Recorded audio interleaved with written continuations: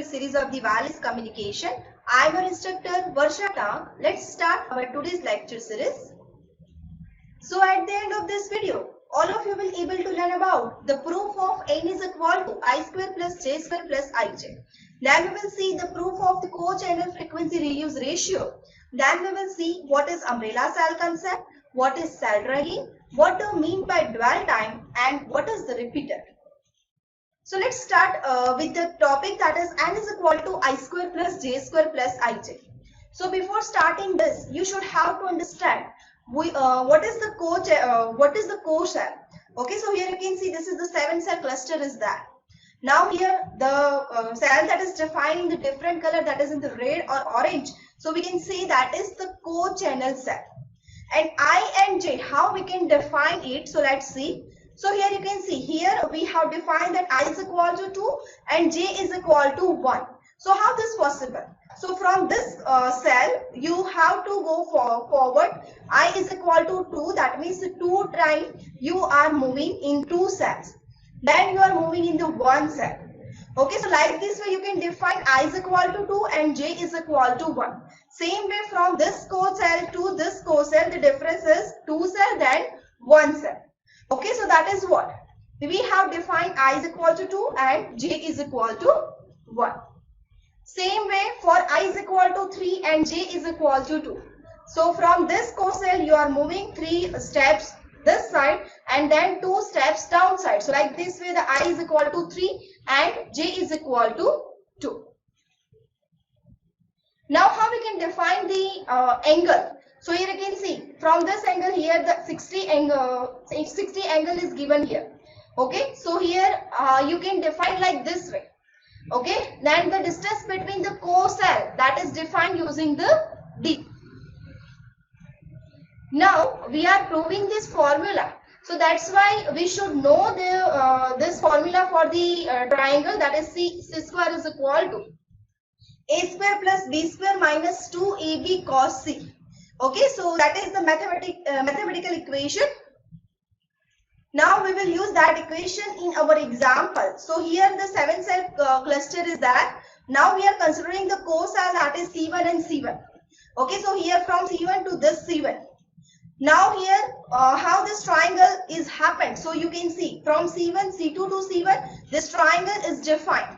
Okay, so here from C1 to C2, the distance is defined as 2r. Why 2r? Because the radius from this center to the boundary of the cell, that is r. Same way from radius from C2 cell to its boundary, that is r. So we are considering that radius, that is 2r.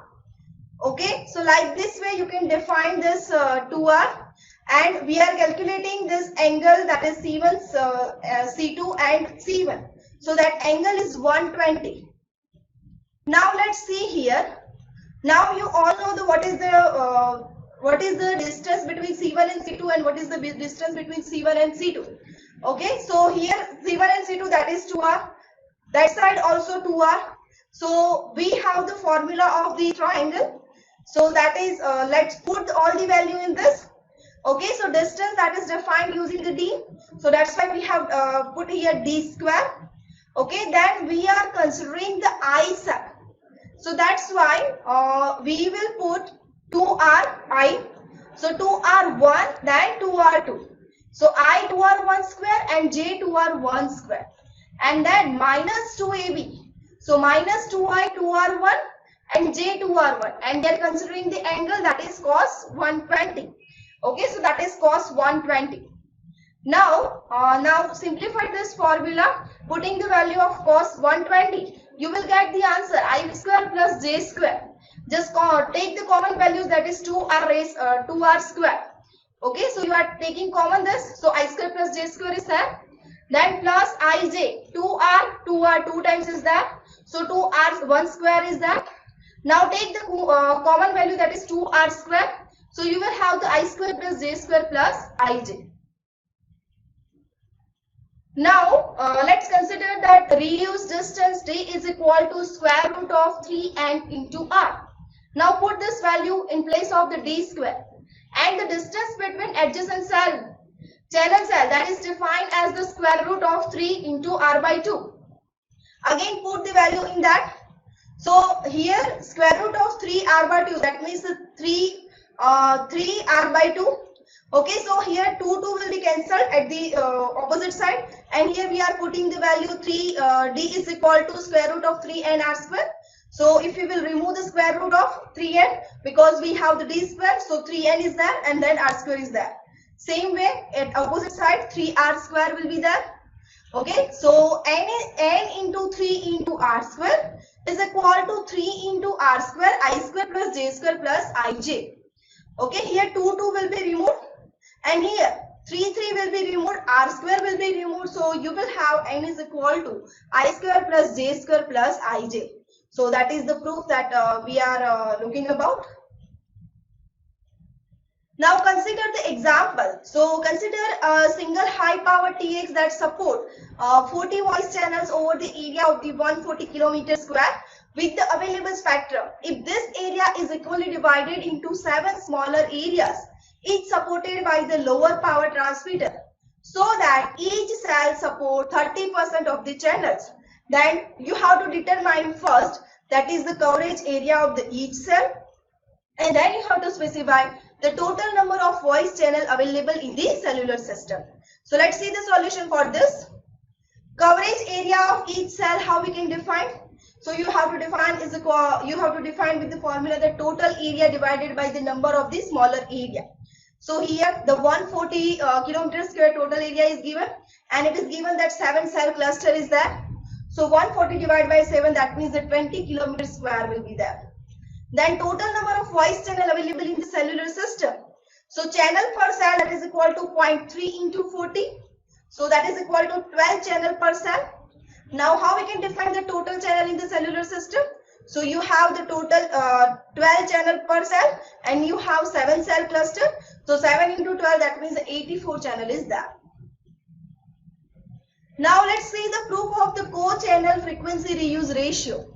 So that formula is Q is equal to D by R, that is equal to under root 3n. Again we are using the same concept of the cellular concept. Here the triangle is defined over here. Distance between two co-channel cells, that is defined using the D. That distance between two adjacent cells, that will be defined using the 2r cos 30. Now let's see the proof of this. For n is equal to 7, you have n is equal to I square plus ij plus j square, that we have just proved recently.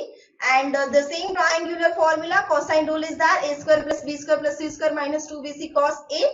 So d is equal to what? 2r cos 30, that we have defined. So 2r cos 30, that means the under root 3 by 2. So if you will simplify it, you will get the d is equal to r under root 3. So this is our formula 2 and this is our formula 1. Now put the value in the equation of the a square plus b square plus c square minus 2b cos a. So here in place of a put d, b square that is id, c square that is jd, minus 2 id into jd into cos 120.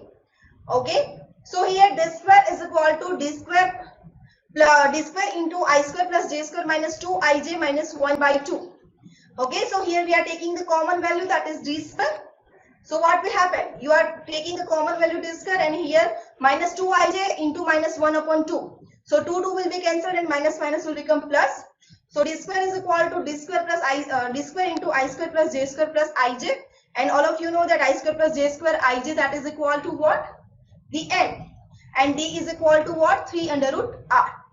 Okay, so here d square is equal to 3r square, I square plus j square plus ij, and we are substituting the equation 2. So here d square is equal to 3r square into n, and substituting the equation 1, we will get this value.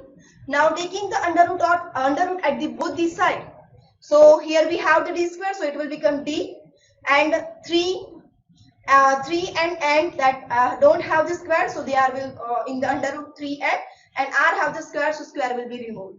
So if you will simplify that, you will get the formula Q is equal to d upon r is equal to under root 3n. So this is the proof of that our formula. Now next topic is what is umbrella cell concept. Okay, so this cell with low traffic speed is called as the cell with the low traffic speed is called the microcell, and the large high speed traffic, that is known as the macrocell. So the hexagonal cell method is one of the closest approximation of the circle device. It is being typically used for the system. Why we are using the hexagonal, that we have discussed already. The smaller cell is grouped and assumed to under a large cell. So this method is known as the umbrella cell concept. So it can be used to provide the large area to high speed user, while small area coverage to users that travel at the low speed. Okay, so the capacity of the cellular system that can be increased using the additional cell. So capacity of the cellular system can be increased, as we have seen the numbers of technique to improve the capacity. Okay, cell splitting is there, cell sectoring is there, microcell concept is there, everything is there. So additional cells you can use, but practically it is difficult to get a new physical site in the urban areas. Why? So thus instead of the new cell site, additional channels and base stations can be installed to increase the capacity. So different antenna heights and different powers levels can be used to provide the small and large located at the single site. So this technique is called as the umbrella cell approach. Okay, so the approach that is used to provide the large area coverage to high speed users, while the small area coverage to the low speed user. It also ensures the additional microcell channel for the pedestrian users. Now here you can see this is the concept of the umbrella cell. Here you can see the numbers of small cells are there in the one big cell. So here the small microcells for a low speed, and here the small microcell for the low speed. Okay, so here this figure defined the umbrella cell approach. Now, the speed of each user is estimated by the base station for the MSC by evaluating the rapidly the short-term average signal strength on the RBC change over the time with the sophisticated algorithm. So that means everything that will be managed by the MSC, that is the mobile switching center. If high-speed user in the large umbrella cell is approaching the base station and its velocity rapidly decreasing, the base station may decide to hand the user into the co-located microcell without the MSC permission. Okay, so this approach is basically used to reduce the numbers of the handoff for high-speed user. Now, what are the advantages of using the umbrella cell concept? Umbrella cell provides the large coverage area to the high-speed users. It minimizes the numbers of the handoff. Okay, and high-speed numbers of the handoff for the high-speed users. Its speed estimations can be performed by slope of the short-term average calculation of the received power, and it also provides the additional microcell channel for the pedestrian user. Now, what is the concept of the microcell that we have learned in the improvement technique? Now, what is the cell dragging? The next topic is cell dragging. So, what is cell dragging? Cell dragging is a problem that arises when a call is in progress. Okay, so it occurs when the pedestrian mobile user passes the base station where the signal is very strong. Okay, so cell dragging results from the pedestrian user that provide a very strong signal to the base station. So in the urban area, when there is a line of sight radio path between the subscriber and the base station, as the user travel away from the base station at the very slow speed, the average signal strength does not decay rapidly. Okay, so when there is a line of sight communication is there, so at that time average signal strength cannot decay rapidly. Now, even when the user has traveled well beyond the design range of the cell, the received signal at this station is above the handoff threshold. Okay, some handoff threshold is always defined. Okay, so if the received signal strength is above the handoff threshold, the handoff is not made. But this creates the potential interference. Okay, so interference will be there, and traffic management problem also will be there. So since since the user has traveled the dip within the neighboring cell, this problem is called as a cell dragging. So this problem that is defined is known as the cell dragging, and this problem can be solved by adjusting the handoff threshold. You should have to handle the threshold value as much perfectly, so less number of handoff is required and no interference is there, and the radio coverage parameters carefully. Now, what is the dwell time? Okay, so the time over which call is maintained within the cell without handoff is called as a dwell time. Dwell time, that means for the time over which call is maintained. No handoff is there, but still the call is continued in the same channel without changing the channel, without changing the cell. So that is known as the dwell time. The dwell time of the particular user is governed by a number of factors like propagation, interference distance between the subscriber and the base station, and the other time varying factors. So it based on the number of factors like propagation. Dwell time based on the propagations, it based on the interference. Okay, if any interference will be there, then the channel change may occur. Distance between the subscriber and the base station. Now for stationary mobile user, motion in the vicinity of the base station and the mobile produce the fading. Hence, even stationary subscriber has a finite and random dwell time. Dwell time vary, that is depending on the speed of the user and type of the radio coverage. Okay, so dwell time is much based on the speed of the user, how fast the user is moving or how slow the user is moving, and type of the radio coverage, how much area is covered by that particular antenna. That based on that also dwell time is there. So for example, cell which provide the coverage area to the highway users with relatively constant speed, fixed well-defined path, and good radio coverage, dwell time is random, while highly concentrated in mean dwell time. While for the user in dense, that is cluttered microcell areas, dwell time has a large variation about the dwell time, and the dwell time shortened that the cell geometry is suggested. Now next topic is what is repeater. Okay, a repeater is an electronic device that receive a signal and retransmit it. Repeater, that means what? You are repeating the signals. Suppose you want to throw the ball at the 100-meter distance, but you cannot send. You cannot throw at that particular distance, but you should have to place one person at the 10-meter distance. You are throwing the ball to that person will throw the ball to another person. So that means we are repeating this. Okay, so that ball will be reached to the 100-meter distance. So same concept is over here. Repeaters are used to extend the transmission so that the signals can cover the longer distance or be received on the other side of the obstructions. So some types of repeaters broadcast an identical signals but alter its methods of the transmission, for example on another frequency or baud rate, etc. Now here you can see this is the figure of the transmission of the repeater. Here we have used the repeater, here this user is sending the signal, but it will not reach to the receiver at the same power, at the same strength. So here we are using the repeater that will regenerate the signal and it will send the signals to the receiver. So repeaters are the network devices that is operating at the physical layer of the OSI model that amplify or regenerate an incoming signal before retransmitting it. So they are incorporated in the network to expand its coverage area. So they are also known as the signal booster. So here you can see this is the attenuated signal, but we are using the repeater, so it will regenerate it and it will send the regenerated signal. Now there are different types of repeaters are there. Okay, first is a telephone repeater. So it is an amplifier in the telephone line. The next one is the optical repeater. So it is an optoelectronic circuit that amplifies the light beam in the optical fiber cable. And the radio repeater, it is the radio receiver and the transmitter that retransmit the radio signal. So these are the different types of repeaters are there. Now what are the advantages of the repeater? Repeaters are simple to install and can easily extend the length or the coverage area of the network. They are cost effective. Repeaters don't require any processing overhead. Why? Because the only time they need to be investigated is in the case of degradation of the performance.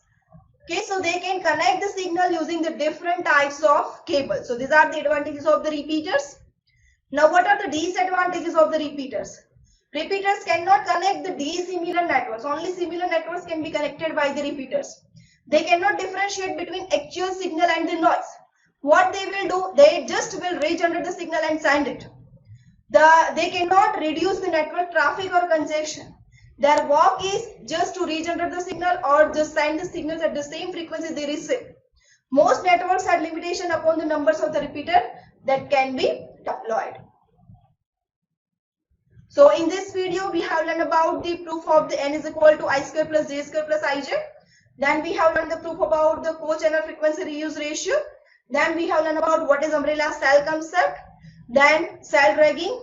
Then we have learned about what is dwell time and how repeater is used and why it is used.